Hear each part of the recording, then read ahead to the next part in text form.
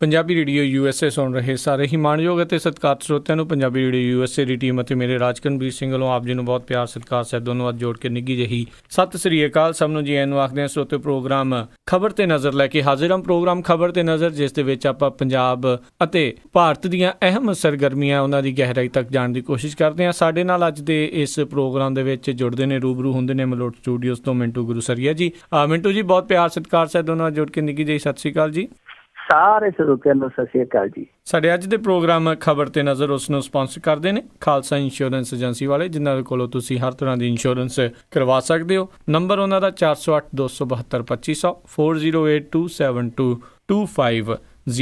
ਇਸ ਦੇ ਨਾਲ ਸੂਬੇਦਾਰ ਸੁਰਜੀਤ ਸਿੰਘ ਕੰਗ ਤੇ ਪਰਿਵਾਰ ਸੈਨ ਹੋਜ਼ੇ ਤੋਂ, ਗੁਰਦੀਪ ਸਿੰਘ ਵਿਰਦੀ ਕਲੋਵਿਸ ਤੋਂ, ਸਤਨਾਮ ਸਿੰਘ ਗਿੱਲ ਸੈਲਮਾ ਤੋਂ, ਨਵਜੋਤ ਕੌਰ ਕਲੋਟੀ ਯੂਬਾ ਸਿਟੀ ਤੋਂ, ਸੁਰਿੰਦਰ ਕੌਰ ਧਾਮੀ ਸੀਰੀਜ਼ ਤੋਂ, ਰਸ਼ਪਾਲ ਕੌਰ ਖੰਗੂੜਾ ਵੇਕਰਸਫੀਲਡ ਤੋਂ, ਬਲਦੇਵ ਸਿੰਘ ਧਾਲੀਵਾਲ ਰੀਨੋ ਤੋਂ, ਸੁਰਿੰਦਰ ਸਿੰਘ ਕਾਲੋਂ ਰੈਂਚੋ ਕਰਡੋਵਾ ਤੋਂ, ਕਾਬਲ ਸਿੰਘ ਬੈਂਸ ਮੋਡੈਸਟੋ ਤੋਂ, ਸੋਢੀ ਸਿੰਘ ਜੀ ਸੈਕਰਾਮੈਂਟੋ ਤੋਂ ਅਤੇ ਸਰਬਜੀਤ ਸਿੰਘ ਸ਼ੋਕਰ ਟਰਲਕ ਤੋਂ। ਇਹਨਾਂ ਸਾਰਿਆਂ ਦਾ ਬਹੁਤ ਬਹੁਤ ਧੰਨਵਾਦ। ਜੇ ਤੁਸੀਂ ਜਾਂ ਕੋਈ ਹੋਰ ਕਾਰੋਬਾਰ ਇਸ ਪ੍ਰੋਗਰਾਮ ਨੂੰ ਸਪਾਂਸਰ ਕਰਨਾ ਚਾਹੁੰਦੇ ਹੋਵੋ, ਉਸ ਦੇ ਲਈ ਤੁਸੀਂ ਸਾਨੂੰ ਕਾਲ ਕਰ ਸਕਦੇ ਹੋ। ਨੰਬਰ 408 722 7698 408 722 7698 ਦੇ ਉੱਤੇ।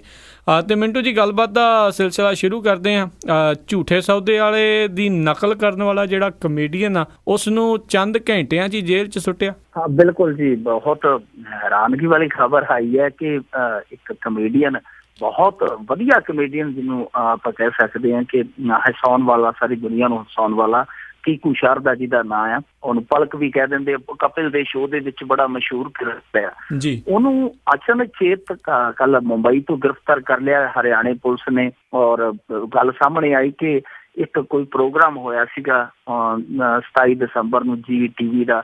ਉਹਦੇ ਵਿੱਚ ਇਹਨੇ ਰਾਮ ਰਹੀਮ ਦੀ ਵੇਸ਼ਭੂਸ਼ਾ ਦੇ ਵਿੱਚ ਕੋਈ ਕੀਤਾ, ਆਪਣਾ ਪਲੇ ਕੀਤਾ।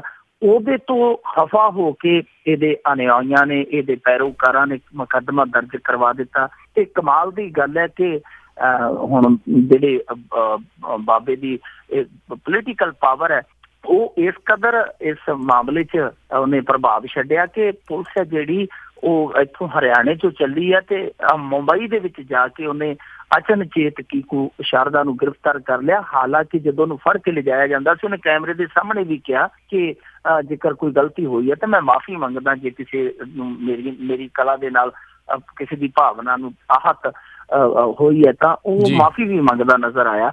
ਪਰ ਗੱਲ ਇੱਥੇ ਨਹੀਂ ਮੁੱਕੀ, ਉਹਨੂੰ ਇੱਥੇ ਲੈ ਆਂਦਾ ਗਿਆ ਇੱਥੇ ਹਰਿਆਣੇ ਦੇ ਵਿੱਚ। ਉਸ ਤੋਂ ਬਾਅਦ ਉਹਨੂੰ 14 ਦਿਨਾਂ ਲਈ ਜੁਡੀਸ਼ਲ ਕਰ ਦਿੱਤਾ ਗਿਆ, ਜੇਲ੍ਹ 'ਚ ਭੇਜ ਦਿੱਤਾ ਗਿਆ। ਪਰ ਬਾਅਦ ਦੇ ਵਿੱਚ ਦੇਰ ਸ਼ਾਮ ਅਦਾਲਤ ਬੈਠੀ, ਸਪੈਸ਼ਲ ਕੋਰਟ ਲੱਗੀ, ਉਹਦੇ ਵਿੱਚ ਉਹਨੂੰ 1 ਲੱਖ ਦੇ ਨਿੱਜੀ ਮੁਚਲਕੇ ਤੇ ਜ਼ਮਾਨਤ ਮਿਲ ਗਈ।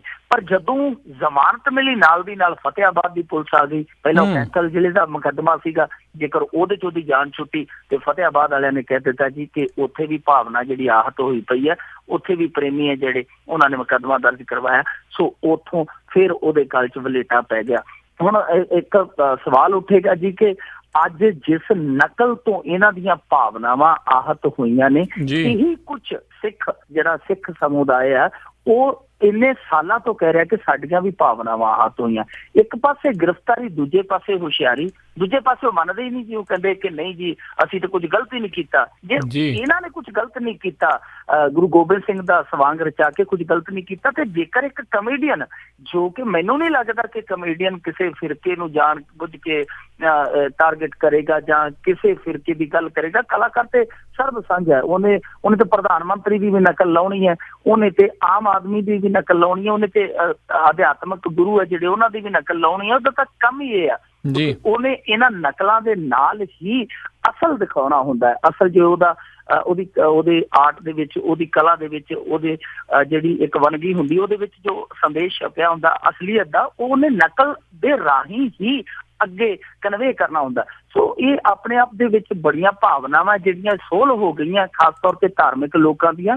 ਮੈਂ ਸਾਰੇ ਫਿਰਕਿਆਂ ਦੀਆਂ ਗੱਲ ਕਰਾਂਗਾ ਕਿ ਇੰਨੀਆਂ ਸੋਲ ਧਾਰਮਿਕ ਭਾਵਨਾਵਾਂ ਨਹੀਂ ਚਾਹੀਦੀਆਂ ਕਿ ਇੱਕ ਕਲਾਕਾਰ ਆਪਣੀ ਸਮਾਜ ਪ੍ਰਤੀ ਜੋ ਉਹਦੀ ਜ਼ਿੰਮੇਵਾਰੀ ਬਣਦੀ ਹੈ ਕਲਾਕਾਰ ਦੀ, ਉਹ ਵੀ ਪੂਰੀ ਨਾ ਕਰ ਸਕੇ। ਸਾਨੂੰ ਇੰਨੀਆਂ ਭਾਵਨਾਵਾਂ ਜਿਹੜੀਆਂ ਕਮਜ਼ੋਰ ਨਹੀਂ ਰੱਖਣੀਆਂ ਚਾਹੀਦੀਆਂ। ਪਰ ਦੂਜੇ ਪਾਸੇ ਇਸ ਗੱਲ ਦਾ ਸਾਫ਼ ਪਤਾ ਲੱਗਦਾ ਹੈ ਕਿ ਜਿਹੜੀ ਬਾਬੇ ਦੀ ਭਾਜਪਾ ਵਾਲਿਆਂ ਦੇ ਨਾਲ ਯਾਰੀ ਪਈ ਹੈ ਪਿਛਲੀਆਂ ਚੋਣਾਂ ਦੇ ਵਿੱਚ, ਉਹ ਯਾਰੀ ਕਿਤੇ ਨਾ ਕਿਤੇ ਕੰਮ ਕਰਦੀ ਪਈ ਕਿ ਇੰਨੀ ਜਲਦੀ ਪੁਲਿਸ ਨੇ ਜਿਹੜਾ ਐਕਸ਼ਨ ਲਿਆ ਤੇ ਨਾਲ ਦੀ ਨਾਲ ਉਹਨੂੰ ਫੜ ਲਿਆ। ਪਰ ਇੱਕ ਅਸਲ ਮੁੱਦਾ ਇਸ ਗੱਲ ਦੇ ਵਿੱਚ ਇਹ ਹੈ ਕਿ ਕਲਾਕਾਰ ਦੇਖੋ, ਕਲਾਕਾਰ ਹੈ ਉਹ ਸਿਰਫ ਸਟੇਜ ਤੇ ਪਰਫਾਰਮ ਕਰਦਾ ਹੈ, ਉਹਨੂੰ ਜੋ ਕਰਵਾਇਆ ਜਾਂਦਾ ਉਹਦੀ ਪਟਕਥਾ ਕੋਈ ਹੋਰ ਲਿਖਦਾ ਹੈ, ਉਹਦੀ ਡਰੈਸ ਕੋਈ ਹੋਰ ਚੁਣਦਾ ਹੈ। ਸੋ ਕਲਾਕਾਰ ਦਾ ਕੀ ਦੋਸ਼ ਹੈ? ਕਲਾਕਾਰ ਨੇ ਜਿਹੋ ਜਿਹੀ ਪਟਕਥਾ ਮਿਲੀ, ਨਿਰਦੇਸ਼ਕ ਨੇ ਜੋ ਹੁਕਮ ਦਿੱਤੇ, ਜੋ ਉਹਦੇ ਜ਼ਿੰਮੇਵਾਰੀ ਬਣੀ, ਉਹਨੇ ਸਟੇਜ ਤੇ ਪਲੇ ਕਰ ਦਿੱਤਾ, ਉਹਨੇ ਸਟੇਜ ਤੇ ਪਰਫਾਰਮ ਕਰ ਦਿੱਤਾ। ਇਸ ਚੀਜ਼ ਨੂੰ ਮੱਦੇ ਨਜ਼ਰ ਵੀ ਨਾ ਰੱਖਿਆ ਜਾਵੇ ਕਿ ਕਲਾਕਾਰ ਦਾ ਪਹਿਲਾਂ ਪੱਖ ਘੱਟੋ ਘੱਟ ਉਹਦੀ ਸਫਾਈ ਤਾਂ ਲਈ ਜਾਵੇ, ਉਹਨੂੰ ਸਫਾਈ ਦੇਣ ਦਾ ਵੀ ਮੌਕਾ ਨਹੀਂ ਮਿਲਿਆ। ਉਹਨੂੰ ਇੱਕ ਨੋਟਿਸ ਭੇਜਿਆ ਜਾਂਦਾ, ਚਲੋ ਠੀਕ ਹੈ ਇਹਨਾਂ ਦੀਆਂ ਭਾਵਨਾਵਾਂ ਜਿਹੜੀਆਂ ਹੋਣਗੀਆਂ ਉਹ ਆਹਤ ਵੀ ਹੋਈਆਂ ਹੋਣਗੀਆਂ, ਘੱਟੋ ਘੱਟ ਉਹਦਾ ਸਫਾਈ ਪੱਖ ਤਾਂ ਲਿਆ ਜਾਂਦਾ ਜੀ। ਪਰ ਮੈਨੂੰ ਨਹੀਂ ਲੱਗਦਾ ਮਿੰਟੂ ਜੀ ਇਹ ਚੀਜ਼ ਹੁਣ ਉੱਥੇ ਰਹਿ ਗਈ ਆ। ਜਿਹਦੇ ਸਿਰ ਦੇ ਉੱਤੇ ਸਿਆਸੀ ਪਨਾਹ ਹੈਗੀ ਆ, ਜਿਹਦੇ ਕੋਲ ਲੱਖਾਂ ਹਜ਼ਾਰਾਂ ਵੋਟਰ ਹੈਗੇ ਆ, ਉਹਦੀ ਗੱਲ ਜਿਹੜੀ ਆ ਝੱਟ ਸੁਣੀ ਜਾਂਦੀ ਆ। ਬਾਕੀਆਂ ਨੂੰ ਤਾਂ ਉੱਦਾਂ ਹੀ ਜਿਹੜੇ ਕੀੜੇ ਮਕੌੜਿਆਂ ਵਾਂਗੂ ਹੀ ਜਿਹੜਾ ਮੇਰੇ ਹਿਸਾਬ ਦੇ ਨਾਲ ਦੇਖਿਆ ਜਾਂਦਾ ਆ। ਤੇ ਆਪਾਂ ਜੇ ਅਗਲੀ ਗੱਲ ਕਰੀਏ, ਹਾਈ ਕੋਰਟ ਨੇ ਫਟਕਾਰ ਲਾਈ ਆ ਵੀ ਡਰੱਗ ਦੇ ਮੁੱਦੇ ਤੇ ਕੇਂਦਰ ਸਰਕਾਰ ਜਰਾ ਵੀ ਗੰਭੀਰ ਨਹੀਂ ਆ। ਬਿਲਕੁਲ ਜੀ, ਲੀਡਰ ਲੋਟੂ ਸਾਡੀਆਂ ਫਸਲਾਂ ਖਾ ਗਏ ਤੇ ਜਿਹੜੇ ਇਹ ਸਾਰੇ ਸਾਡੀਆਂ ਨਸਲਾਂ ਖਾ ਗਏ। ਪਰ ਕਮਾਲ ਦੀ ਗੱਲ ਹੈ ਕਿ ਕੇਂਦਰ ਹੈ ਜਿਹੜਾ ਉਹ ਇੰਨਾ ਗੈਰ ਸੰਜੀਦਾ ਹੈ ਇਸ ਮੁੱਦੇ ਤੇ। ਹਾਈ ਕੋਰਟ ਫਟਕਾਰ ਲਾਵੇ ਹੋਮ ਮਿਨਿਸਟਰੀ ਨੂੰ, ਇਹ ਆਪਣੇ ਆਪ ਦੇ ਵਿੱਚ ਇਸ ਮੁਲਕ ਦੇ ਸਿਸਟਮ ਤੇ ਬੜੀ ਵੱਡੀ ਚੋਟ ਆ ਕਿ ਜਿਹੜੀ ਉੱਚ ਅਦਾਲਤ ਹੈ ਉਹ ਇੱਥੋਂ ਤੱਕ ਕਹਿ ਦੇਵੇ ਕਿ ਇਹਨਾਂ ਨੂੰ ਪਰਵਾਹ ਹੀ ਹੈ ਨਹੀਂ, ਇਹਨਾਂ ਨੂੰ ਕਿਸੇ ਮੁੱਦੇ ਦੀ ਸੰਵੇਦਨਾ ਹੀ ਹੈ ਨਹੀਂ। ਇਹ ਇੱਕ ਗੱਲ ਬਹੁਤ ਵੱਡੀ ਹੈ ਕਿ ਕੇਂਦਰ ਸਰਕਾਰ, ਰਾਜ ਸਰਕਾਰਾਂ ਤੇ ਤੁਹਾਨੂੰ ਪਤਾ ਹੈ ਉਹ ਤੇ ਗੱਚੀਆਂ ਮਾਰਦੀਆਂ ਤੇ ਇੱਧਰੋਂ ਉੱਧਰ ਕਰਕੇ, ਤੁਹਾਨੂੰ ਪਤਾ ਜਿਸ ਤਰ੍ਹਾਂ ਦੇ ਉਹਨਾਂ ਦੀਆਂ ਕਾਰਗੁਜ਼ਾਰੀਆਂ ਹੁੰਦੀਆਂ, ਚਾਹੇ ਪੰਜਾਬ ਹੈ, ਹਰਿਆਣਾ, ਕੋਈ ਵੀ ਰਾਜ ਸਰਕਾਰ ਹੈ, ਉਹਦਾ ਹੁੰਦਾ ਕਿ ਇੱਕ ਵਾਰੀ ਉੱਥੇ ਬਸ ਰਿਪੋਰਟ ਪੇਸ਼ ਕਰਕੇ ਝੂਠੀ ਸੱਚੀ ਕਰਕੇ ਕਰੀ ਜਾਨ ਛਡਾਉਣੀ ਅਦਾਲਤ ਤੋਂ। ਪਰ ਕੇਂਦਰ ਦੀ ਬਹੁਤ ਵੱਡੀ ਜ਼ਿੰਮੇਵਾਰੀ ਹੈ ਕੇਂਦਰ ਦੀ। ਪਰ ਇਸ ਮਾਮਲੇ ਦੇ ਵਿੱਚ ਕੇਂਦਰ ਵੀ ਆਪਣੀਆਂ ਜ਼ਿੰਮੇਵਾਰੀਆਂ ਦਾ ਨਿਰਵਾਹ ਕਰਦਾ ਨਜ਼ਰ ਨਹੀਂ ਆਉਂਦਾ ਹੋਇਆ। ਇਹ ਵਿੱਚ ਜਿਹੜੇ ਡਰੱਗ ਨਾਲ ਜੁੜੇ ਮਾਮਲੇ ਆ, ਖਾਸ ਤੌਰ ਤੇ DGP ਜਿਹੜੇ ਸਾਬਕਾ ਸੀਗੇ ਸ਼ਸ਼ੀਕਾਂਤ, ਉਹਨਾਂ ਨੇ ਇਹ ਰਿਟ ਪਾਈ ਹੋਈ ਆ, ਉਹਨਾਂ ਦੇ ਜਿਹੜੀ ਕੀਤੀ ਹੋਈ ਅਰਜ਼ੀ ਉਹਨਾਂ ਨੇ ਪਾਈ ਹੋਈ ਡਰੱਗ ਨਾਲ ਜੁੜੀ, ਉਹਦੇ ਤੇ ਸੁਣਵਾਈ ਕਰਦਿਆਂ ਹਾਈ ਕੋਰਟ ਨੇ ਹੋਮ ਮਿਨਿਸਟਰੀ ਨੂੰ ਸੱਦਿਆ ਸੀਗਾ ਕਿ ਤੁਸੀਂ ਬਾਰਡਰ ਤੇ ਜਿਹੜਾ ਤੁਹਾਡਾ ਬੁਨਿਆਦੀ ਢਾਂਚਾ ਉਹਨੂੰ ਮਜ਼ਬੂਤ ਕਰੋ, ਮੈਨ ਪਾਵਰ ਹੈ ਜਿਹੜੀ ਉਹ ਵਧਾਓ। ਹੋਰ ਵੀ ਕੁਛ ਇਸ ਤਰ੍ਹਾਂ ਦੇ ਜੁੜੇ ਸੁਝਾਅ ਸੀਗੇ ਜਿਨ੍ਹਾਂ ਤੇ ਅਮਲ ਕਰਵਾਉਣ ਲਈ ਇਹ ਸੱਦਿਆ ਗਿਆ ਸੀ ਅਦਾਲਤ ਦੇ ਵਿੱਚ। ਪਰ ਕਮਾਲ ਦੀ ਗੱਲ ਹੈ ਕੇਂਦਰ ਵੱਲੋਂ ਉਹ ਪੱਖ ਰੱਖਣ ਲਈ ਵਕੀਲ ਕੋਈ ਨੁਮਾਇੰਦਾ ਪਹੁੰਚਿਆ ਹੀ ਨਹੀਂ। ਅਦਾਲਤ ਦੇ ਵਾਰ-ਵਾਰ ਕਹਿਣ ਤੇ ਵੀ ਨਹੀਂ ਪਹੁੰਚਿਆ ਤੇ ਅੱਕ ਕੇ ਉੱਚ ਅਦਾਲਤ ਨੂੰ ਇਹ ਗੱਲ ਕਹਿਣੀ ਪਈ ਕਿ ਜੇਕਰ ਅਗਲੀ ਤਰੀਕ ਤੱਕ 16 ਫਰਵਰੀ ਤੱਕ ਕੋਈ ਨੁਮਾਇੰਦਾ ਇਹਨਾਂ ਦਾ ਕੋਈ ਵਕੀਲ ਪੇਸ਼ ਨਾ ਹੋਇਆ ਤੇ ਅਸੀਂ ਕਾਨੂੰਨ ਦੀ ਅਵਗਿਆ ਦਾ ਮਾਮਲਾ ਇਹਨਾਂ ਤੇ ਬਣਾ ਦਿਆਂਗੇ, ਕਾਰਵਾਈ ਕਰ ਦਿਆਂਗੇ। ਇੱਥੋਂ ਤੱਕ ਕਹਿਣਾ ਪਿਆ ਅਦਾਲਤ ਨੂੰ ਕਿ ਅਸੀਂ ਅਵਗਿਆ ਦਾ ਕਾਰਵਾਈ ਅਮਲ 'ਚ ਲਿਆ ਦਿਆਂਗੇ। ਹੁਣ ਸੋਚਣ ਵਾਲੀ ਗੱਲ ਇਹ ਹੈ ਜੀ ਕਿ ਹਾਈ ਕੋਰਟ ਕਿੰਨਾ ਸੰਜੀਦਾ ਇਸ ਮਾਮਲੇ ਦੇ ਵਿੱਚ ਕਿ ਹਾਈ ਕੋਰਟ ਨੇ ਇੱਥੋਂ ਤੱਕ ਕਹਿ ਦਿੱਤਾ ਕਿ ਤੁਸੀਂ ਇੱਕ ਕਮੇਟੀਆਂ ਦਾ ਗਠਨ ਕਰੋ ਜਿਹੜੀਆਂ ਸਕੂਲ ਸਿਲੇਬਸ 'ਚ ਨਸ਼ਾ ਜਿਹੜਾ ਉਹਦਾ ਪਾਠਕ੍ਰਮ ਹੈ ਜਿਹੜਾ ਉਹ ਲਾਗੂ ਕਰਵਾਉਣ ਲਈ ਕੰਮ ਕਰਨ। ਸੋ ਹਾਈ ਕੋਰਟ ਇੱਥੋਂ ਤੱਕ ਸੋਚ ਰਿਹਾ ਹੈ ਕਿ ਨਸ਼ੇ ਨਾਲ ਜੁੜਿਆ ਜਿਹੜਾ ਸਿਲੇਬਸ ਹੈ ਜੇਕਰ ਸਕੂਲਾਂ ਦੇ ਵਿੱਚ ਪੜ੍ਹਾਇਆ ਜਾਵੇਗਾ ਤਾਂ ਮੁੱਢਲੇ ਤੌਰ ਤੇ ਜਦੋਂ ਇੱਕ ਬਾਲ ਅਵਸਥਾ ਜਿਹੜੀ ਜਵਾਨੀ ਦੀ ਦਹਿਲੀਜ਼ 'ਚ ਪੈਰ ਧਰਦੀ ਹੈ, ਜਿੱਥੋਂ ਥਿੜਕਦੀ ਹੈ, ਉਸ ਚੀਜ਼ ਨੂੰ ਰੋਕਿਆ ਥੰਮਿਆ ਜਾ ਸਕਦਾ। ਇਸ ਕਰਕੇ ਹਾਈ ਕੋਰਟ ਇਹ ਦੇਖ ਰਿਹਾ ਕਿ ਇਹ ਸਿਲੇਬਸ ਦੇ ਵਿੱਚ ਵੀ ਲੱਗਣਾ ਚਾਹੀਦਾ। ਹਾਈ ਕੋਰਟ ਜੇ ਇੰਨਾ ਸੰਜੀਦਾ ਤਾਂ ਕੇਂਦਰ ਨੂੰ ਤਾਲਮੇਲ ਕਰਨਾ ਚਾਹੀਦਾ ਅਦਾਲਤ ਨਾਲ। ਕੇਂਦਰ ਹਾਈ ਕੋਰਟ ਤੇ ਜਿਹੜੀਆਂ ਸਾਡੀਆਂ ਰਾਜ ਸਰਕਾਰਾਂ ਪੰਜਾਬ ਹੈ, ਹਰਿਆਣਾ, ਚੰਡੀਗੜ੍ਹ ਹੈ, ਤਾਂ ਇਹ ਸਾਰੀਆਂ ਇਸ ਤਰ੍ਹਾਂ ਜਿਹੜੀਆਂ ਤਾਲਮੇਲ ਬਣਾ ਕੇ ਇਸ ਪਾਸੇ ਤੁਰਨ। ਪਰ ਅਫਸੋਸ ਹੈ ਕਿ ਹਾਈ ਕੋਰਟ ਵਾਰ-ਵਾਰ ਕਹਿ ਰਿਹਾ ਕਿ ਜਿਹੜਾ ਕੇਂਦਰ ਹੈ, ਰਾਜ ਸਰਕਾਰ ਹੈ ਜਿਹੜੀ ਸਾਡੀ, ਉਹਦਾ ਵੀ ਕੱਲ ਜਿਹੜਾ ਐਡਵੋਕੇਟ ਜਨਰਲ ਪੇਸ਼ ਹੋਇਆ, ਉਹਨੇ ਕਿਹਾ ਜੀ ਕਿ ਅਸੀਂ ਕਰ ਰਹੇ ਹਾਂ ਜੀ, ਯੋਜਨਾ ਬਣਾ ਰਹੇ ਹਾਂ, ਅਸੀਂ ਹੁਣ ਸਕੀਮ ਬਣਾਈ ਹੈ ਕਿ NGO ਜਿਹੜੇ ਲਿਆ ਕਰਾਂਗੇ ਆਪਣੇ ਇਲਾਕੇ ਦੇ ਵਿੱਚੋਂ, ਉਹ ਨਿਸ਼ਾਨਦੇਹੀ ਕਰਿਆ ਕਰਨਗੇ ਤੇ ਅਸੀਂ ਫੜਿਆ ਕਰਾਂਗੇ ਤਸਕਰਾਂ ਨੂੰ। ਹੁਣ ਦੇਖੋ NGO ਜਿਹੜੇ ਸਮਾਜ ਸੇਵੀ ਸੰਗਠਨ ਹੈ ਉਹਨਾਂ ਦੀ ਹੈਲਪ ਲਵੇਗੀ ਪੁਲਿਸ ਕੇ ਤਸਕਰ ਕੌਣ ਹੈ, ਤੇ ਫਿਰ ਪੁਲਿਸ ਦਾ ਕੰਮ ਕੀ ਰਹਿ ਗਿਆ ਜੇ ਇਹਨਾਂ ਨੂੰ ਇਹ ਨਹੀਂ ਪਤਾ ਕਿ ਸਾਡੇ ਇਲਾਕੇ 'ਚ ਨਸ਼ਾ ਵੇਚਦਾ ਕੌਣ ਹੈ, ਨਸ਼ਾ ਖਰੀਦਦਾ ਕੌਣ ਹੈ। ਇਹੋ ਜਿਹਾ ਹਾਸੋਹੀਣਾ ਤਰਕ ਜਾ ਕੇ ਇਹਨਾਂ ਦੇ ਐਡਵੋਕੇਟ ਜਨਰਲ ਨੇ ਦੇ ਦਿੱਤਾ। ਹਾਈ ਕੋਰਟ ਨੇ ਇਹ ਗੱਲ ਕਹੀ ਹੈ ਕਿ ਜੇਕਰ ਕੁਝ ਲੋਕ ਅੱਗੇ ਆਉਣਾ ਚਾਹੁੰਦੇ ਆ, ਆਪਣਾ ਨਾਂ ਨਹੀਂ ਉਜਾਗਰ ਕਰਨਾ ਚਾਹੁੰਦੇ, ਜਿਵੇਂ ਨਸ਼ਾ ਛਡਾਊ ਕੇਂਦਰਾਂ 'ਚ ਨੌਜਵਾਨ ਆਉਂਦੇ ਆ ਜਾਂ ਹੋਰ ਨਸ਼ੇੜੀ ਆ ਜਿਹੜੇ ਉਹ ਤਸਕਰਾਂ ਦੀ ਕੋਈ ਜਾਣਕਾਰੀ ਦੇਣੀ ਚਾਹੁੰਦੇ ਆ, ਤਾਂ ਉਹਨਾਂ ਦਾ ਅੱਗੇ ਨਾਂ ਨਾ ਆਵੇ। ਇਸ ਲਈ ਤੁਸੀਂ ਕੋਈ ਹੈਲਪਲਾਈਨ ਜਾਂ ਇਹੋ ਜਿਹਾ ਮੰਚ ਪ੍ਰੋਵਾਈਡ ਕਰਾਓ ਕਿ ਪਰਦੇ ਦੇ ਪਿੱਛੇ ਰਹਿ ਕੇ ਜਿਹੜੀਆਂ ਤੁਹਾਨੂੰ ਜਾਣਕਾਰੀਆਂ ਦੇਣ। ਆ ਜਿਹੜਾ NGO ਵਾਲਾ ਕੰਮ ਆ ਇਹ ਚੱਲਦਾ ਜਾਪਦਾ ਨਹੀਂ। ਪਰ ਮੈਨੂੰ ਹਾਈ ਕੋਰਟ ਦਾ ਜਿਹੜਾ ਸਕੂਲੀ ਸਿਲੇਬਸ ਵਾਲਾ ਜਿਹੜਾ ਸੁਝਾਅ ਹੈ ਉਹ ਬਹੁਤ ਵਧੀਆ ਲੱਗਿਆ ਜੀ। ਇਹ ਜ਼ਰੂਰਤ ਹੈ ਸਮੇਂ ਦੀ। ਜੀ ਬਿਲਕੁਲ। ਅਤੇ ਆਪਾਂ ਜੇ ਡਰੱਗ ਵਾਲੇ ਮਾਮਲੇ ਦੀ ਗੱਲ ਕਰੀਏ, ਜਿਹੜਾ SP ਸਲਵਿੰਦਰ ਸਿੰਘ ਆ, ਉਹਦਾ ਜਿਹੜਾ ਬਿਆਨ ਸੀਗਾ, ਉਹਨੇ ਜਿਹੜਾ ਆਖਿਆ ਵੀ ਉਹ ਜਿਹੜੇ ਬਾਹਰੋਂ ਆਏ ਸੀ ਹਮਲਾਵਰ, ਉਹਨੂੰ ਉਹਨਾਂ ਨੇ ਸਮਗਲਰ ਸਮਝਿਆ, ਤਸਕਰ ਸਮਝਿਆ, ਤਾਂ ਮਦਦ ਕਰ ਦਿੱਤੀ। ਇਹ ਤਾਂ ਹੁਣ ਜਿਹੜੀਆਂ ਤਾਰਾਂ ਕਿਤੇ ਦੀਆਂ ਕਿਤੇ ਜਾ ਕੇ ਜੁੜਨਗੀਆਂ। ਆਹੀ ਗੱਲ ਹੈ ਜੀ। ਹਾਈ ਕੋਰਟ ਇਹੀ ਮਸਲਾ ਉਲਝਿਆ ਹੋਇਆ ਹਾਈ ਕੋਰਟ ਦੇ ਵਿੱਚ, ਕਿਉਂਕਿ DGP ਹੋਰਾਂ ਨੇ, ਤੁਹਾਨੂੰ ਪਤਾ ਜਿਹੜੇ ਸ਼ਸ਼ੀਕਾਂਤ ਹੋਰੀ ਹੈ, ਉਹਨਾਂ ਨੇ ਬਕਾਇਦਾ ਇੱਕ ਸੂਚੀ ਜਾਰੀ ਕੀਤੀ ਹੋਈ ਸੀ ਕਿ ਕਿਹੜੇ ਕਿਹੜੇ ਬੰਦੇ ਜਿਹੜੇ ਤਸਕਰੀ ਦੇ ਵਿੱਚ ਸ਼ਾਮਲ ਹੈ। ਅਫਸਰਸ਼ਾਹੀ ਵੀ ਦੱਸੀ ਸੀ, ਲੀਡਰ ਵੀ ਦੱਸੇ ਸੀ। ਬਹੁਤ ਰੌਲਾ ਪੈ ਚੁੱਕਾ ਉਸ ਮਾਮਲੇ 'ਚ। ਉਹੀ ਰਿਟ ਫਾਈਲ ਹੋਈ ਆ ਹਾਈ ਕੋਰਟ ਦੇ ਵਿੱਚ, ਉਹਦੇ ਤੇ ਸੁਣਵਾਈ ਚੱਲਦੀ ਆ ਰਹੀ ਹੈ। ਤੇ ਉਹ ਚੀਜ਼ ਜਾਪਦੀ ਸੱਚ ਆ। ਜਦੋਂ ਅਸੀਂ ਇਹਨਾਂ ਚੀਜ਼ਾਂ ਨੂੰ ਵੇਖਦੇ ਹਾਂ, ਇਹਨਾਂ ਦਾ ਆਂਕਲਨ ਕਰਦੇ ਹਾਂ, ਪਰਚੋਲਦੇ ਹਾਂ, ਤਾਂ ਉਹ ਚੀਜ਼ ਕਿਤੇ ਨਾ ਕਿਤੇ ਕੁਛ ਨਾ ਕੁਛ, ਭਾਵੇਂ ਉਹ ਰਚਕ ਮਾਤਰ ਹੀ ਹੋਵੇ, ਉਹ ਸੱਚੀ ਜਾਪਦੀ ਹੈ ਕਿ ਜੋ ਦੋਸ਼ ਸੀਗੇ, ਜੋ ਸਾਰੇ ਇਹਨਾਂ ਵੱਲੋਂ ਨਕਾਰ ਦਿੱਤੇ ਗਏ ਸੀਗੇ ਸ਼ਸ਼ੀਕਾਂਤ ਦੇ, ਪਰ ਉਹ ਜੇਕਰ ਅੱਜ ਦੇ ਹਾਲਾਤਾਂ ਦੇ ਨਾਲ ਉਹਨਾਂ ਨੂੰ ਮਿਲਾਇਆ ਜਾਵੇ, ਉਹਨਾਂ ਨੂੰ ਜੋੜਿਆ ਜਾਵੇ, ਤਾਂ ਲੱਗਦਾ ਹੈ ਕਿ ਉਹ ਸਾਰੇ ਝੂਠੇ ਨਹੀਂ ਸਨ। ਕਿਤੇ ਨਾ ਕਿਤੇ ਸੱਚਾਈ ਹੈ ਇਹਨਾਂ ਦੋਸ਼ਾਂ ਦੇ ਵਿੱਚ। ਤਾਂ ਦੇਖੋ, ਸਲਵਿੰਦਰ ਸਿੰਘ ਦਾ ਇਸ ਤਰ੍ਹਾਂ ਕਹਿਣਾ ਕਿ ਜੀ ਤਸਕਰਾਂ ਦੇ ਨਾਲ, ਮੈਂ ਤਸਕਰਾਂ ਦੇ ਭੁਲੇਖੇ ਅੱਤਵਾਦੀਆਂ ਦੇ ਨਾਲ ਤੁਰ ਪਿਆ, ਅੱਤਵਾਦੀਆਂ ਨੂੰ ਮਦਦ ਦੇ ਆਇਆ, ਆਪਣੇ ਆਪ ਦੇ ਵਿੱਚ ਇਸ ਗੱਲ ਦੀ ਪੁਸ਼ਟੀ ਹੈ ਕਿ ਤਸਕਰਾਂ ਦੇ ਨਾਲ ਇਹਦੀ ਸਿੱਧੀ ਪਹਿਲਾਂ ਰਲੀ ਹੋਈ ਸੀ। ਉਹਨਾਂ ਨੂੰ ਬਾਰਡਰੋਂ ਪਾਰ ਇਹ ਸੁਰੱਖਿਅਤ ਰਸਤੇ ਤੇ ਲਿਆਉਂਦਾ ਸੀਗਾ। ਇਸੇ ਕਰਕੇ ਇਹਦੀ ਇਹ ਗੱਲ ਤੇ ਯਕੀਨ ਕਰ ਲਈਏ ਤੇ ਇਸੇ ਕਰਕੇ ਹੀ ਇਸੇ ਭੁਲੇਖਾ ਖਾ ਕੇ ਉਹਨੇ ਅੱਤਵਾਦੀਆਂ ਨੂੰ ਪਨਾਹ ਦੇ ਦਿੱਤੀ, ਅੱਤਵਾਦੀਆਂ ਨੂੰ ਮਦਦ ਦੇ ਦਿੱਤੀ। ਮਾਮਲਾ ਬਹੁਤ ਜ਼ਿਆਦਾ ਸੰਗੀਨ ਹੈ ਕਿ ਜੇਕਰ SP ਰੈਂਕ ਦਾ ਜਿਹਦੀ ਤਨਖਾਹ ਜਿਹੜੀ 1.5 ਲੱਖ ਤੋਂ ਸ਼ੁਰੂ ਹੁੰਦੀ ਹੈ, ਉਹ ਤਸਕਰਾਂ ਦੇ ਨਾਲ ਰਲਿਆ ਹੋਇਆ, ਤੇ ਜਿਹੜੇ 20,000 ਰੁਪਇਆ ਲੈ ਕੇ ਪਹਿਰਾ ਦਿੰਦੇ ਆ BSF ਦੇ ਜਵਾਨ ਆ ਜਾਂ ਹੋਰ ਪੈਰਾਮਿਲਟਰੀ ਫੋਰਸਿਸ ਵਾਲੇ ਆ, ਫਿਰ ਉਹਨਾਂ ਦਾ ਜਿਹੜਾ ਉਹ ਤੇ ਬਹੁਤ ਵੱਡੇ ਪੱਧਰ ਤੇ ਉਹਨਾਂ ਦਾ ਤਾਂ ਜੁੜਾਵ ਹੋਏਗਾ ਸਰਹੱਦੋਂ ਪਾਰ, ਕਿਉਂਕਿ SP ਸਾਹਿਬ ਤੇ ਹਾਲੇ ਥੋੜਾ ਜਿਹਾ ਅੰਦਰ ਰਹਿੰਦੇ ਪੰਜਾਬ ਦੇ, ਉਹ ਤੇ ਰਹਿੰਦੇ ਬਾਰਡਰ ਤੇ ਆ।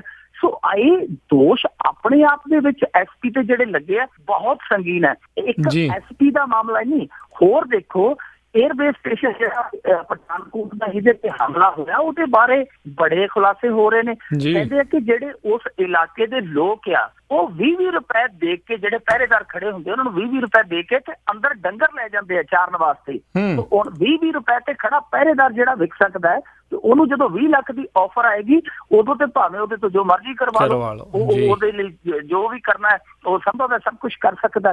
ਸੋ ਇਹੋ ਜਿਹੀਆਂ ਚੀਜ਼ਾਂ ਸਾਹਮਣੇ ਆ ਰਹੀਆਂ ਕਿ ਉੱਥੋਂ ਦੀ ਜਿਹੜੀ ਅੰਦਰਲੀ ਕੰਟੀਨ ਸੀ, 에ਅਰਬੇਸ ਦੀ ਜਿਹੜੀ ਕੰਟੀਨ ਸੀਗੀ, ਉਹਦੇ ਵਿੱਚ ਲੋਕੀ ਜਾ ਕੇ ਖਰੀਦੋ ਫਰੋਖਤ ਕਰ ਆਉਂਦੇ ਸੀ ਬਾਹਰਲੇ ਪਹਿਰੇਦਾਰ ਨੂੰ ਪੈਸੇ ਦੇ ਕੇ। ਤਾਂ ਇਹੋ ਜਿਹਾ ਜਿਹੜਾ ਮਾਮਲਾ ਹੈ, ਇੱਕ ਸਿੱਧੇ ਤੌਰ ਤੇ ਕਰਪਸ਼ਨ ਨਾਲ ਜੁੜਿਆ ਹੈ, ਸਿੱਧੇ ਤੌਰ ਤੇ ਜਿਵੇਂ ਕਹਿ ਸਕਦੇ ਹਾਂ, ਪੰਜਾਬੀ ਦਾ ਸ਼ਬਦ ਵਰਤਦੇ ਆ ਕਿ ਗਦਾਰ ਸਾਡੇ ਘਰ ਦੇ ਵਿੱਚ ਹੀ ਨੇ। SP ਸਲਵਿੰਦਰ ਸਿੰਘ ਹੋਰੀ ਜਿਹੜਾ ਇਹ ਚੀਜ਼ ਮੰਨ ਰਹੇ ਆ, ਇਹਦੇ 'ਚ ਵੀ ਹਾਲੇ ਸ਼ੱਕ ਹੈ, ਕਿਉਂਕਿ ਹਾਲੇ ਤੇ ਝੂਠ ਫੜਨ ਵਾਲੀ ਮਸ਼ੀਨ ਦਾ ਡਰਾਵਾ ਹੀ ਦਿੱਤਾ ਉਹਨਾਂ ਨੇ, ਤੇ ਉਹ ਇੰਨਾ ਕੁਛ ਕਬਾਲ ਕਰਕੇ ਕਬੂਲ ਕਰਕੇ ਜੇ ਉਹ ਝੂਠ ਫੜਨ ਵਾਲੀ ਮਸ਼ੀਨ 'ਚੋਂ ਲੰਘਾ ਦਿੱਤੇ ਜਾਂਦੇ ਆ, ਤੇ ਮੈਨੂੰ ਲੱਗਦਾ ਕਿ ਗੱਲ ਲੰਘਦੀ ਕਿਤੇ ਹੋਰ ਵੀ ਜਾ ਸਕਦੀ ਹੈ। ਫੋਟੋਆਂ ਸਾਰਿਆਂ ਨੇ ਵੇਖੀਆਂ, ਸਾਰਿਆਂ ਨੇ ਉਸ ਮਸਲੇ ਤੇ ਚਰਚਾ ਕੀਤੀ ਹੈ, ਉਹ ਐਂਗਲ ਵੀ ਵਿੱਚ ਆ ਸਕਦਾ। ਪਰ ਮੈਨੂੰ ਲੱਗਦਾ ਕਿ ਹੁਣ ਥੋੜੀ ਜਿਹੀ ਛਵੀ ਬਚਾਉਣ ਲਈ ਇਸ ਗੱਲ ਨੂੰ ਰੁਕ ਦਿੱਤਾ ਜਾ ਰਿਹਾ ਕਿ ਕਿਤੇ ਬਿਲਕੁਲ ਹੀ ਖਿੱਦੋ ਨਾ ਖਿਲਰ ਜਾਵੇ, ਦੇਸ਼ ਦਾ ਜਿਹੜਾ ਬਿਲਕੁਲ ਹੀ ਜਿਹੜਾ ਭੰਡੀ ਪ੍ਰਚਾਰ ਨਾ ਹੋ ਜਾਵੇ। ਇਸ ਕਰਕੇ ਥੋੜਾ ਜਿਹਾ ਹੁਣ ਪਰਦਾ ਪਾਉਣ ਦੀ ਕੋਸ਼ਿਸ਼ ਕੀਤੀ ਜਾ ਰਹੀ ਹੈ।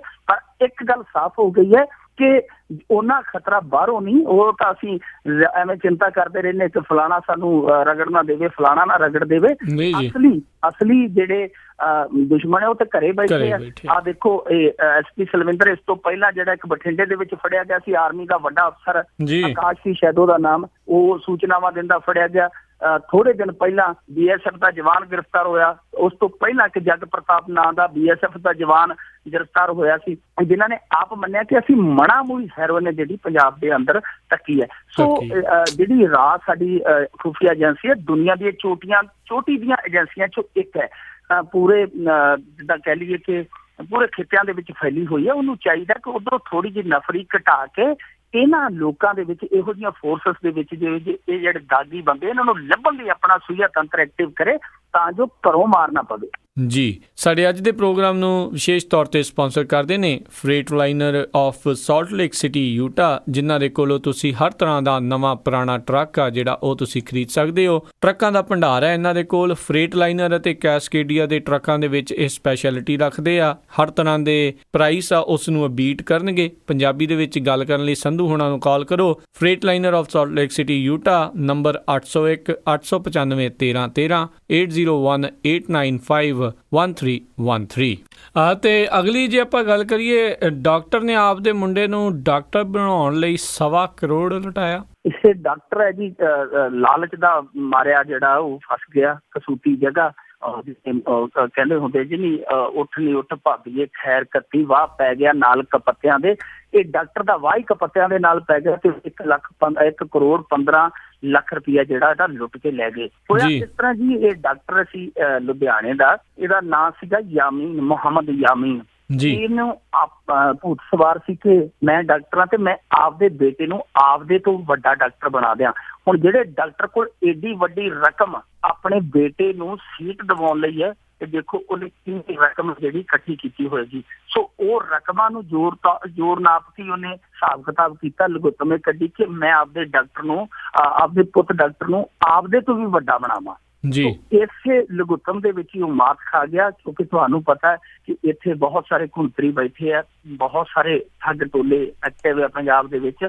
ਉਹਨਾਂ ਨੇ ਇਹਨੂੰ ਫਸਾ ਲਿਆ। ਹੋਇਆ ਇਹ ਵੀ ਕਿ ਕਿਸੇ ਨੇ ਇਸ਼ਤਿਹਾਰ ਦੇ ਦਿੱਤਾ ਅਖਬਾਰ ਦੇ ਵਿੱਚ ਕਿ ਅਸੀਂ MS ਜਿਹੜੀ ਡਿਗਰੀ ਹੁੰਦੀ ਹੈ, ਜਿਹਨੂੰ ਆਪਾਂ ਕਹਿ ਦਿੰਦੇ ਹਾਂ ਮਾਸਟਰ ਆਫ ਸਰਜਰੀ ਡਿਗਰੀ, ਉਹਦੇ ਲਈ ਸੀਟਾਂ ਦਾ ਪ੍ਰਬੰਧ ਕਰਵਾਵਾਂਗੇ। ਡਾਕਟਰ ਦਾ ਜਿਹੜਾ ਅੰਦਰਲਾ ਲਾਲਚ ਸੀਗਾ ਉਹ ਅੰਗੜਾਈਆਂ ਲੈਣ ਲੱਗ ਪਿਆ ਕਿ ਗੱਲ ਬਣ ਗਈ। ਉਹਨੇ ਰਾਬਤਾ ਕੀਤਾ ਤੇ 2 ਠੱਗ ਸੀ ਜਿਹੜੇ, ਇੱਕ ਸੀਗਾ NS ਸਹਿਗਲ ਸੀਗਾ ਕੋਈ ਸੈਕਟਰ 16 ਨਵੀਂ ਦਿੱਲੀ ਦਾ, ਇੱਕ ਅੰਕੁਸ਼ ਸਾਗਰ ਖੱਤਰੀ ਸੀ ਸ਼ਾਇਦ ਮੋਹਾਲੀ ਦਾ, 2 ਜਣੇ ਸੀਗੇ। ਉਹਨਾਂ ਨੇ ਇਹਨਾਂ ਨੂੰ ਭਰੋਸਾ ਦਿੱਤਾ ਕਿ ਤੁਹਾਨੂੰ CMC ਲੁਧਿਆਣੇ ਦੇ ਵਿੱਚ ਅਸੀਂ ਮੈਨੇਜਮੈਂਟ ਕੋਟੇ ਦੀ ਜਿਹੜੀ MS ਦੀ ਡਿਗਰੀ ਹੁੰਦੀ ਹੈ ਉਹਦੇ ਵਿੱਚ ਸੀਟ ਪ੍ਰੋਵਾਈਡ ਕਰਵਾ ਦਿਆਂਗੇ। 1 ਕਰੋੜ 15 ਲੱਖ ਰੁਪਇਆ ਡਾਕਟਰ ਸਾਹਿਬ ਨੇ ਉਹਨਾਂ ਨੂੰ ਸੌਂਪ ਦਿੱਤਾ, ਫੜਾ ਦਿੱਤਾ। ਉਹਨਾਂ ਨੇ ਅੱਗੋਂ ਜਾਲੀ ਜਿਹੜਾ ਸੀਗਾ ਲੈਟਰ ਉਹ ਦੇ ਦਿੱਤਾ ਕਿ ਜਾਓ ਜਾ ਕੇ ਸੀਟ ਲੈ ਲਓ। ਜਦੋਂ ਉਹਨਾਂ ਨੇ ਜਾ ਕੇ ਦਿਖਾਇਆ CMC ਦੇ ਵਿੱਚ ਤੇ ਉਹਨਾਂ ਨੇ ਆਖਿਆ ਕਿਹੜੀ ਸੀਟ ਤੇ ਕਿਹੜਾ ਲੈਟਰ, ਇਹ ਸਾਰਾ ਕੁਛ ਹੀ ਫਰਜ਼ੀਵਾੜਾ। ਸੋ ਡਾਕਟਰ ਦੇ ਪੈਰਾਂ ਥੱਲੇ ਜ਼ਮੀਨ ਨਿਕਲ ਗਈ। ਹੁਣ ਡਾਕਟਰ ਹੈ ਜਿਹੜਾ ਕੇਸ ਕਰਦਾ ਫਿਰਦਾ। ਪਹਿਲੀ ਗੱਲ ਤਾਂ ਇਹ ਹੈ ਕਿ ਡਾਕਟਰ ਕੋਲ ਇੰਨੇ ਪੈਸੇ ਆ ਜਿਹੜੇ ਉਹ ਇਸ 2 ਨੰਬਰੀ ਕੰਮ ਲਈ ਆਏ ਕਿੱਥੋਂ, ਇਹ ਵੀ ਜਾਂਚ ਦਾ ਵਿਸ਼ਾ। ਤੇ ਦੂਜੀ ਗੱਲ ਇਹ ਹੈ ਕਿ ਜੇ ਗੱਲ ਬਣ ਜਾਂਦੀ ਤਾਂ ਇੱਕ ਤਰ੍ਹਾਂ ਨਾਲ ਕਹਿ ਲਈਏ ਕਿ ਇਹ ਰਿਸ਼ਵਤ ਦੇ ਕੇ ਡਾਕਟਰ ਨੇ ਕਿਸੇ ਹੋਰ ਯੋਗ ਬੰਦੇ ਦਾ ਹੱਕ ਤੇ ਮਾਰਨਾ ਸੀਗਾ ਨਾ। ਸੋ ਇਸ ਮਾਮਲੇ 'ਚ ਡਾਕਟਰ ਵੀ ਹੈ ਜਿਹੜਾ ਉਹ ਵੀ ਸਾਊ ਨਹੀਂ ਹੈ। ਡਾਕਟਰ ਵੀ ਉਹਨਾਂ ਕਿਉਂ ਗੁਨਾਹਗਾਰ ਸਕਦਾ ਜਿੰਨੇ ਕੋ ਠੱਗ ਆ ਕਿ ਡਾਕਟਰ ਨੇ ਸ਼ਾਰਟਕੱਟ ਮਾਰਿਆ, ਕਿਉਂਕਿ ਪੰਜਾਬ ਦੇ ਵਿੱਚ ਇਹ ਜਿਹੜੀਆਂ MS ਦੀਆਂ ਹੁੰਦੀਆਂ ਸੀਟਾਂ ਉਹ ਸਿਰਫ 5 ਤੋਂ 10 ਹੁੰਦੀਆਂ, 5 ਤੋਂ 10। ਤੇ ਇਸ ਸੀਟ ਨੂੰ ਹਾਸਲ ਕਰਨ ਲਈ, ਇਸ ਸੀਟ ਤੇ ਆਪਣਾ ਪੁੱਤ ਬਿਠਾਉਣ ਲਈ ਜਿਹੜਾ ਡਾਕਟਰ ਨੇ ਰਾਹ ਕੱਢਿਆ, ਡਾਕਟਰ ਦਾ ਰਾਹ ਵੀ ਅਸੀਂ ਚੰਗਾ ਨਹੀਂ ਕਹਿ ਸਕਦੇ। ਜੀ ਬਿਲਕੁਲ। ਤੇ ਅਗਲੀ ਜੇ ਮਿੰਟੂ ਜੀ ਆਪਾਂ ਗੱਲਬਾਤ ਕਰੀਏ ਜਿਸ ਦੇ ਵਿੱਚ ਪੰਜਾਬ ਦੇ ਖਾਲੀ ਖਜ਼ਾਨਾ ਮੰਤਰੀ ਬੋਲੇ ਵੀ ਵੱਧ ਤਨਖਾਹਾਂ ਤੇ ਪੈਨਸ਼ਨਾਂ ਨੇ ਖਜ਼ਾਨੇ ਦਾ ਦਵਾਲਾ ਕੱਢਿਆ ਹੈ। ਇਹ ਜੀ ਹੁਣ ਇਹਨਾਂ ਨੂੰ ਸਮਝ ਆਈ ਹੈ। 2016 ਜਦੋਂ ਚੜ੍ਹ ਗਿਆ, 2016 ਜਿਹੜਾ ਉਹ ਆਪਣੇ ਟਾਪ ਗੇਅਰ 'ਚ ਪੈ ਗਿਆ, ਖਾਸ ਤੌਰ ਤੇ ਜਿਹੜੇ ਜਾਣਾ ਵੀ ਵਰਾ ਕਹਿ ਦਿੰਦੇ ਆ, ਜਿਹੜਾ ਇਲੈਕਸ਼ਨ ਦਾ ਵਰਾ ਹੈ ਉਹ ਆਪਣਾ ਰਫਤਾਰ ਫੜ ਗਿਆ। ਉਦੋਂ ਇਹਨਾਂ ਨੂੰ ਯਾਦ ਆਇਆ ਕਿ ਸਾਡੇ ਖਜ਼ਾਨੇ ਦੀ ਜਿਹੜੀ ਤਬਾਹੀ ਦਾ ਕਾਰਨ ਹੈ ਉਹ ਇਹ ਹੈ ਕਿ ਤਨਖਾਹਾਂ, ਵੇਤਨ ਹੈ ਜਿਹੜਾ, ਜਾਂ ਪੈਨਸ਼ਨਾਂ ਹੈ ਜਿਹੜੀਆਂ ਹੋਰ ਸਹੂਲਤਾਂ ਨੇ ਉਹ ਸਾਡੇ ਖਜ਼ਾਨੇ ਨੂੰ ਢਾਹ ਲਾਉਂਦੀਆਂ। ਸੋ ਹੁਣ ਵਿੱਤ ਮੰਤਰੀ ਨੂੰ ਇਹ ਚੇਤਾ ਆਇਆ ਇਹਨਾਂ ਚੀਜ਼ਾਂ ਦਾ। ਪਰ ਇਹ ਤੇ ਬਹੁਤ ਪੁਰਾਣੀ ਰੀਤ ਹੈ ਜੀ ਕਿ ਇੱਥੇ ਦੇਖੋ ਪੰਜਾਬ ਪੁਲਿਸ ਹੈ, ਉਹਦੀ ਵੀ ਤਨਖਾਹ ਬਹੁਤ ਮੋਟੀ ਹੈ। 30,000 ਰੁਪਏ ਸਾਡਾ ਸਿਪਾਹੀ ਲਈ ਜਾਂਦਾ। ਸਾਡਾ ਮੁੱਖ ਮੰਤਰੀ ਹੈ ਜਿਹੜਾ, ਉਹਦੀ ਤਨਖਾਹ ਸਾਰੇ ਮੁੱਖ ਮੰਤਰੀਆਂ ਤੋਂ ਜ਼ਿਆਦਾ ਹੈ। ਇੱਥੇ MLA ਜਿਹੜੇ, ਉਹਨਾਂ ਦੀ ਤਨਖਾਹ ਸਭ ਤੋਂ ਜ਼ਿਆਦਾ ਹੈ। ਚੇਅਰਮੈਨ ਹੈ ਜਿਹੜੇ ਕਰਦੇ ਹੀ ਕੁਛ ਨਹੀਂ, ਉਹਨਾਂ ਦੀ ਵੀ ਤਨਖਾਹ ਬੜੀ ਮੋਟੀ ਹੈ। CPS ਜਿਹੜੇ ਜਿਨ੍ਹਾਂ ਨੂੰ ਅਸੀਂ ਚੀਫ ਪਾਰਲੀਮੈਂਟਰੀ ਸੈਕਟਰੀ ਕਹਿੰਦੇ ਆ, ਮੁੱਖ ਸੰਸਦੀ ਸਕੱਤਰ ਕਹਿੰਦੇ ਆ, ਉਹ ਕਦੇ ਉਹਨਾਂ ਕੋਲੇ ਮੰਨ ਲਓ ਫਾਈਲ ਹੈ ਜਿਹੜੀ ਉਹ ਵੇਖਣ ਨੂੰ ਵੀ ਨਹੀਂ ਆਉਂਦੀ। ਉਹਨਾਂ ਨੇ ਕੰਮ ਤੇ ਕੀ ਕਰਨਾ, ਫਾਈਲ ਕਦੇ ਕਦੇ ਸਮਾਈ ਕਿਤੇ ਉਹਨਾਂ ਨੂੰ ਫਾਈਲ ਉਹ ਆਉਂਦੀ ਹੈ, ਉਹਨਾਂ ਕੋਲ ਕੰਮ ਹੀ ਹੈ ਨਹੀਂ ਕੋਈ, ਪਰ ਉਹ ਵੀ ਤਨਖਾਹ ਬੜੀ ਮੋਟੀ ਲਈ ਜਾਂਦੀ ਹੈ। ਏਦਾਂ ਹੀ ਜਿਹੜਾ ਸੰਗਤ ਦਰਸ਼ਨ ਹੈ ਉਹਦੇ ਵਿੱਚ ਅਸੀਂ ਦੇਖਦੇ ਹੁੰਦੇ ਜਦੋਂ ਕਵਰ ਕਰਨ ਜਾਈਏ ਕਿ 40-40 50-50 ਕਾਰਾਂ ਸਾਨੂੰ ਇਹੋ ਜਿਹੀਆਂ ਨਜ਼ਰ ਆਉਂਦੀਆਂ ਜਿਹਨਾਂ 'ਚ ਇੱਕ ਇਕੱਲਾ ਡਰਾਈਵਰ ਹੀ ਬੈਠਾ ਹੁੰਦਾ, ਖਾਲੀ ਨਾਲ ਤੁਰੀਆਂ ਫਿਰਦੀਆਂ, ਉਹ ਵੀ ਉਹ ਨਹੀਂ ਦਿਸਦੀਆਂ। ਸੋ ਸਾਰਾ ਕੁਝ ਹੀ ਹੈ, ਇਕੱਲਾ ਇਹ ਨਹੀਂ ਕਹਿ ਸਕਦੇ ਅਸੀਂ ਕਿ ਕਰਮਚਾਰੀਆਂ ਦੀ ਤਨਖਾਹ, ਉਹਨਾਂ ਦੀਆਂ ਜਿਹੜੀਆਂ ਪੈਨਸ਼ਨ ਯੋਜਨਾਵਾਂ ਨੇ ਉਹਨਾਂ ਨੇ ਦੁਆਲਾ ਕੱਢਿਆ। ਦੁਆਲਾ ਇਹਨਾਂ ਨੇ ਜ਼ਿਆਦਾ ਆਪ ਹੀ ਕੱਢਿਆ, ਖਰਚੇ ਵਧਾ ਕੇ।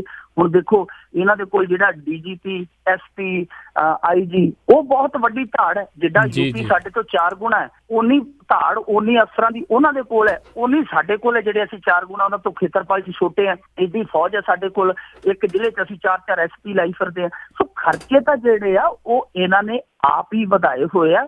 ਹੁਣ ਨਾ ਜਿਹੜਾ ਲੈਣਾ ਕਿ ਕਰਮਚਾਰੀਆਂ ਨੂੰ ਜੀ ਅਸੀਂ ਤਨਖਾਹ ਸਾਰਿਆਂ ਤੋਂ ਵੱਧ ਦਿੰਦੇ ਹਾਂ, ਪੈਨਸ਼ਨ ਸਹੂਲਤਾਂ ਅਸੀਂ ਵੱਧ ਦਿੰਦੇ ਹਾਂ, ਤੇ ਉਹ ਤੇ ਜੋ ਇਹਨਾਂ ਨੇ ਲਾਗੂ ਕੀਤਾ ਉਹ ਹੀ ਅਗਲਿਆਂ ਨੇ ਲੈਣਾ ਹੈ। ਪਰ ਸੱਚਮੁੱਚ ਗੱਲ ਇਹ ਹੈ ਕਿ ਜੇਕਰ ਇਸ ਤਰ੍ਹਾਂ ਦਾ ਕੋਈ ਕਾਨੂੰਨ, ਕੋਈ ਰੈਗੂਲੇਟਰੀ ਕਮਿਸ਼ਨ ਬਣੇ ਤੇ ਸਾਰੀਆਂ ਰਾਜਾਂ ਦੀਆਂ ਪੁਲਿਸ ਫੋਰਸਾਂ ਜਿਹੜੀਆਂ ਉਹਨਾਂ ਦੀ ਤਨਖਾਹ ਇਕਸਾਰ ਹੋਵੇ, MP MLA ਜਿਹੜੇ ਉਹਨਾਂ ਦੀ ਇਕਸਾਰ ਹੋਵੇ, ਚੇਅਰਮੈਨਾਂ ਦੀ ਇਕਸਾਰ ਹੋਵੇ, ਤਾਂ ਗੱਲ ਬਣ ਸਕਦੀ ਹੈ। ਇਸ ਤਰ੍ਹਾਂ ਹੁਣ ਆ ਕੇ ਪਿੱਛੋਂ ਜੇ 9.5 ਸਾਲ ਜਿਹੜਾ ਚੁੱਪ ਰਹਿ ਕੇ ਭਰ ਮੁੱਠੀਆਂ ਵੰਡੀ ਜਾਣੇ, ਲੁੱਟੀ ਜਾਣੇ, ਤੇ ਹੁਣ ਆ ਕੇ ਅੰਤ ਦੇ ਵਿੱਚ ਕਹਿ ਦੇਣਾ ਜੀ ਕਿ ਸਾਨੂੰ ਇਸ ਚੀਜ਼ ਨੇ ਢਾਹ ਲਾਇਆ, ਇਹ ਤੇ ਉਤਲੇ ਮਨੋਂ ਹੈ, ਰੋਂਦੀ ਜਾਵੇਂ ਉਤਲੇ ਮਕਲਾਵੇ ਵਾਲੇ ਜਿਹੜੀ ਉਹ ਕਹਿੰਦੇ ਹੁੰਦੇ ਆ ਜੀ, ਅੰਦਰੋਂ ਤੇ ਚਾਹ ਮਕਲਾਵੇ ਦਾ ਇਹਨਾਂ ਨੂੰ, ਹੁਣ ਉਤਲੇ ਮਨੋਂ ਰੋਂਦੇ ਆ। ਪਰ ਹੁਣ ਇਹ ਜਿਹੜਾ ਰੋਣਾ ਕੀ ਕਰਨਾ ਜੀ, ਖਜ਼ਾਨਾ ਜਿਹੜਾ ਆਖਿਆ ਤੁਸੀਂ ਕਿਹਾ ਕਿ ਖਜ਼ਾਨਾ ਮੰਤਰੀ ਹੁਣ ਖਾਲੀ ਖਜ਼ਾਨਾ ਮੰਤਰੀ ਹੈ, ਤੇ ਖਾਲੀ ਖਜ਼ਾਨਾ ਮੰਤਰੀ ਹੁਣ ਜਿਹੜੇ ਮਰਜ਼ੀ ਤਰਕ ਦੇਵੇ, ਇਹ ਖਜ਼ਾਨਾ ਜਿਹੜਾ ਹੁਣ ਭਰਦਾ ਛੇਤੀ ਨਜ਼ਰ ਨਹੀਂ ਆਉਂਦਾ। ਜੀ ਅਤੇ ਅਗਲੀ ਗੱਲ ਕਰੀਏ ਵੀ ਸਰਕਾਰ ਦੇ ਕੰਮ ਵੈਸੇ ਹੁਣੇ ਦੱਸ ਤਾਂ ਹਟੇ ਵੀ ਦਵਾਲਾ ਨਿਕਲਿਆ ਆ, ਤੇ ਪੰਜਾਬ ਪੁਲਿਸ ਨੂੰ ਵਰਦੀ ਭੱਤਾ ਵੀ ਨਹੀਂ ਮਿਲਿਆ। ਇੱਕ ਸ਼ੇਰ ਮੈਨੂੰ ਯਾਦ ਆਉਂਦਾ ਜੀ, ਉਹ ਕਿ ਅਜੀਬ ਦਾਸਤਾਨ ਹੈ ਮੇਰੀ ਜ਼ਿੰਦਗੀ ਕੀ, ਕਿਸੀ ਕੋ ਹਮ ਨਾ ਮਿਲੇ ਕੋਈ ਹਮੇ ਨਾ ਮਿਲਾ। ਕਿਸੇ ਨੂੰ ਤੇ ਇਹ ਵਰਦੀ ਨਹੀਂ ਮਿਲਦੀ ਤੇ ਕਿਸੇ ਨੂੰ ਵਰਦੀ ਲਈ ਪੈਸੇ ਨਹੀਂ ਮਿਲਦੇ। ਬਹੁਤੇ ਤਾਂ ਨੌਜਵਾਨ ਮੁੰਡੇ ਤਰਸਦੇ ਕਿ ਸਾਨੂੰ ਪੰਜਾਬ ਪੁਲਿਸ ਦੀ ਵਰਦੀ ਮਿਲ ਜਾਵੇ, ਵਰਦੀ ਅਸੀਂ ਘਰੋਂ ਲੈ ਜਾਵਾਂਗੇ, ਪਰ ਵਰਦੀ ਨਹੀਂ ਮਿਲਦੀ। ਤੇ ਕਈਆਂ ਨੂੰ ਵਰਦੀ ਮਿਲੀ, ਉਹਨਾਂ ਨੂੰ ਵਰਦੀ ਲਈ ਪੈਸੇ ਨਹੀਂ ਮਿਲ ਰਹੇ ਸਰਕਾਰ ਵੱਲੋਂ। ਆਪਣੇ ਆਪ ਦੇ ਵਿੱਚ ਬਹੁਤ ਦਿਲਚਸਪ ਕਿੱਸਾ ਜੀ ਇਹ ਪੰਜਾਬ ਪੁਲਿਸ ਦੀ ਵਰਦੀ ਦਾ।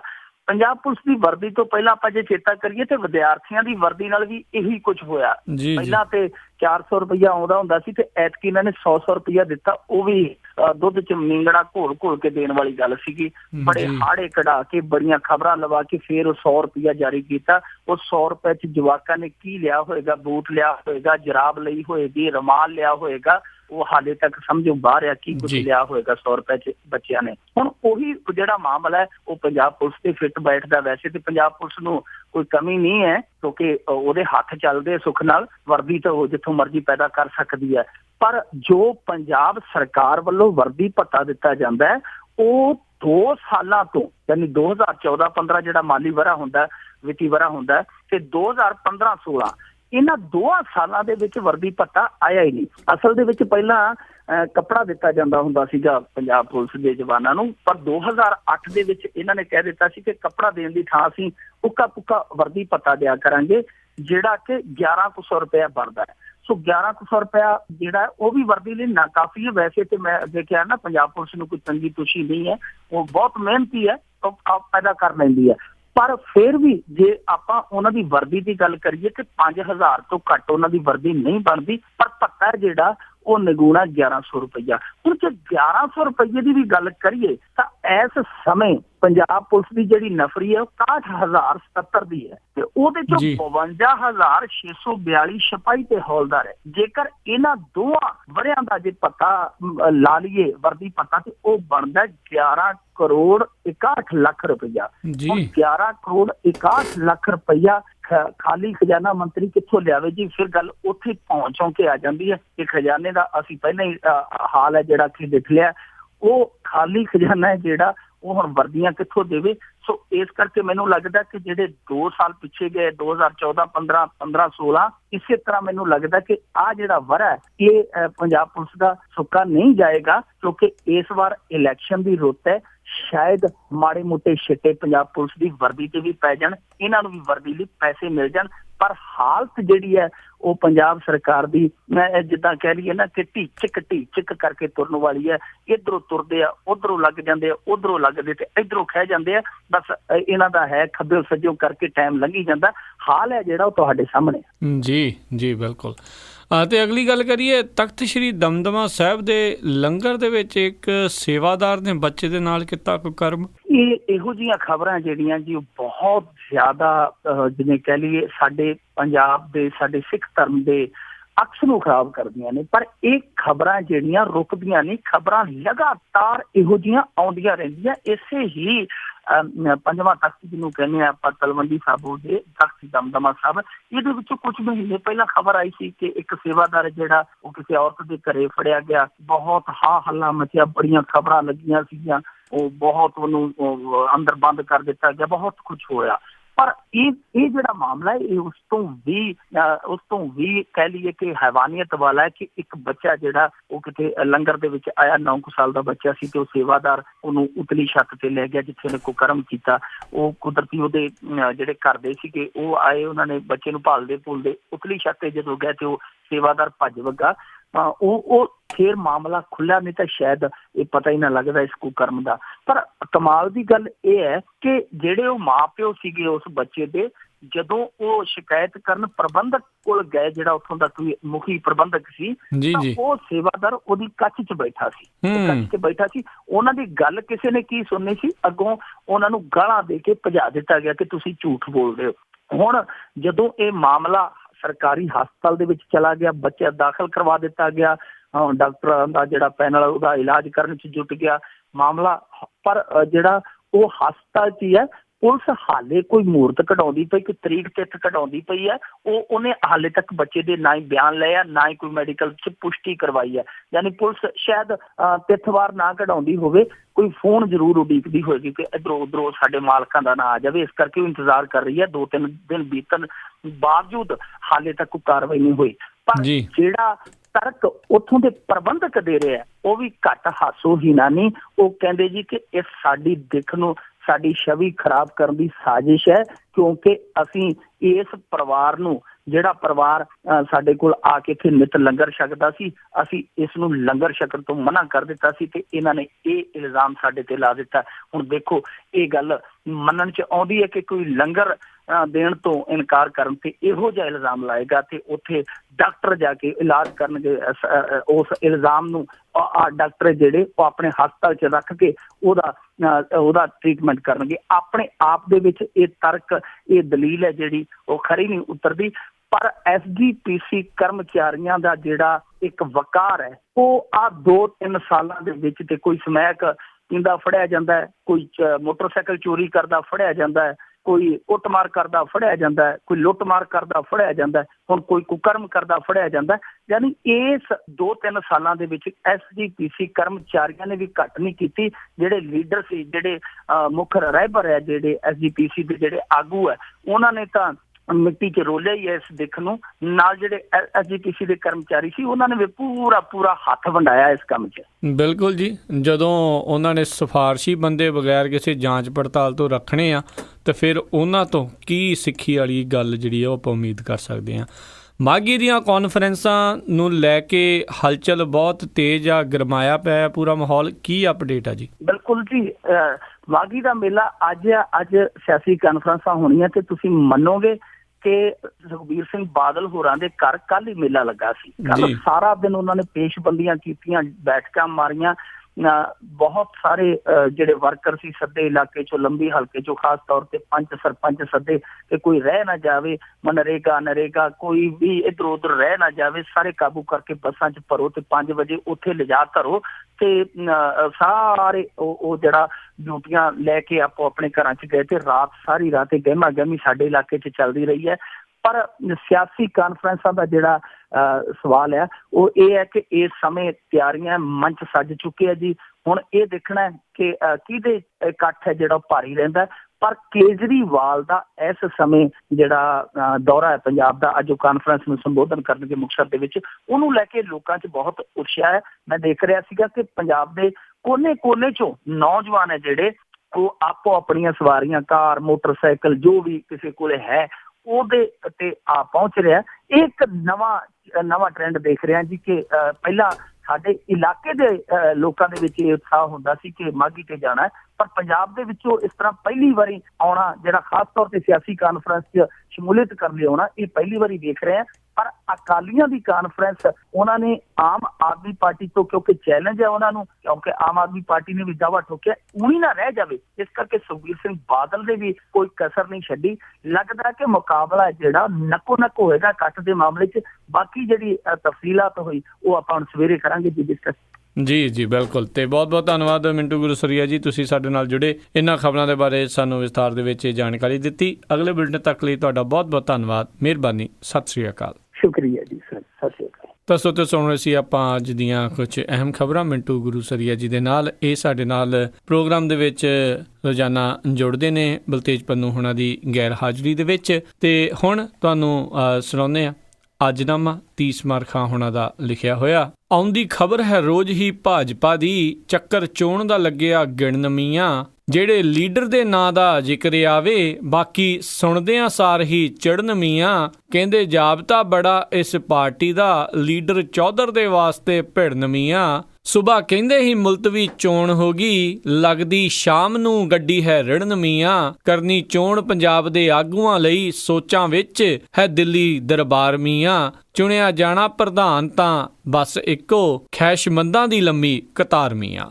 ਇਸ ਉੱਤੇ ਇੱਥੇ ਹੀ ਹੁਣ ਮੈਨੂੰ ਰਾਜਕਨਵੀਰ ਸਿੰਘ ਨੂੰ ਵੀ ਇਜਾਜ਼ਤ ਦਿਓ। ਮੇਰੇ ਵੱਲੋਂ ਵੀ ਆਪ ਸਭ ਨੂੰ ਬਹੁਤ ਪਿਆਰ ਸਤਿਕਾਰ ਸਹਿ ਦੋਨੋਂ ਹੱਥ ਜੋੜ ਕੇ ਨਿੱਘੀ ਜਿਹੀ ਸਤਿ ਸ੍ਰੀ ਅਕਾਲ। ਜਿੰਦੇ ਵਾਸਤੇ ਰਹੋ, ਹੱਸਦੇ ਖੇਲਦੇ ਰਹੋ ਤੇ ਸੁਣਦੇ ਰਹੋ ਪੰਜਾਬੀ ਰੇਡੀਓ USA।